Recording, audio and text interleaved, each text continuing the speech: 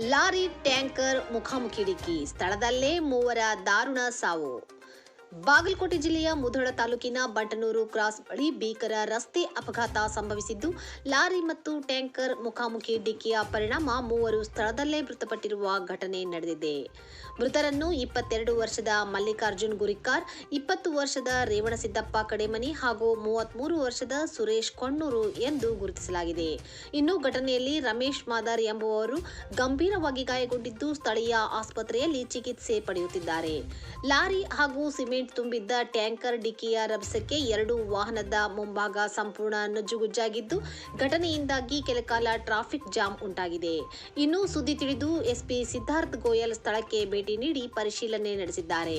ಸದ್ಯ ಪ್ರಕರಣಕ್ಕೆ ಸಂಬಂಧಪಟ್ಟಂತೆ ಲೋಕಾಪುರ ಪೊಲೀಸ್ ಠಾಣೆಯಲ್ಲಿ ದಾಖಲಿಸಲಾಗಿದ್ದು, ಹೆಚ್ಚಿನ ತನಿಖೆ ಮುಂದುವರೆದಿದೆ. ಅಲ್ಲದೆ ಮೃತ ದೇಹವನ್ನು ಮರಣೋತ್ತರ ಪರೀಕ್ಷೆಗೆ ರವಾನಿಸಲಾಗಿದೆ. ಮತ್ತು ಲೋಕಾಪುರ ಮಧ್ಯದಲ್ಲಿ ಮಾರ್ಗದಲ್ಲಿ ಈ ಸ್ಪಾಟ್ನಲ್ಲಿ ಒಂದು ಗೊಬ್ಬರ ಟ್ಯಾಂಕರ್ ಮತ್ತು ಗೊಬ್ಬರ ಟ್ರಕ್ ಮತ್ತು ಒಂದು ಸಿಮೆಂಟ್ ಟ್ಯಾಂಕರ್ ಮಧ್ಯದಲ್ಲಿ ರೋಡ್ ಆಕ್ಸಿಡೆಂಟ್ ಆಗಿದೆ. ಸಿಮೆಂಟ್ ಟ್ರ್ಯಾಕ್ಟರ್ ಬಾಗಲಕೋಟೆಯಿಂದ ಲೋಕಾಪುರ ಕಡೆ ಹೋಗ್ತಾ ಇದ್ದು, ಇಲ್ಲಿ ಗೊಬ್ಬರ ಟ್ರಕ್ ಲೋಕಾಪುರ ಕಡೆಯಿಂದ ಬಾಗಲಕೋಟೆ ಹೋಗ್ತಾ ಇದ್ದು, ಹೆಡ್ ಆನ್ ಕಾಲೇಜಿನ ಆಗಿದೆ.